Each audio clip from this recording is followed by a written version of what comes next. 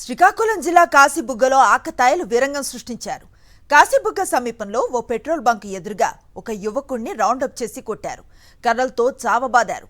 నీలాపురం కాలనీకి చెందిన యువకుణ్ణి అదే కాలనీకి చెందిన కొందరు దాడి చేసి విచక్షణారహితంగా కొట్టారు. దాడిలో యువకుడి కుడికాలు విరిగిపోగా శరీర భాగాలపై రక్త గాయాలయ్యాయి. బాధితుడిని పలాస ప్రభుత్వాసుపత్రికి తరలించారు కుటుంబ సభ్యులు. అచ్చం సినీ పక్కీలో ఆకతాయిలు ఒక యువకుడిని రౌండప్ చేసి తీవ్రంగా కొట్టిన వీడియో సోషల్ మీడియాలో వైరల్గా మారింది.